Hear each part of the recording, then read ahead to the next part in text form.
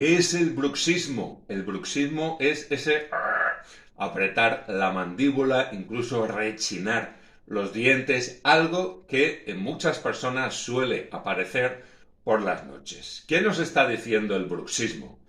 Pues simplemente nos está diciendo que tenemos que expresar, sacar siempre hacia afuera, en este caso, esa rabia contenida.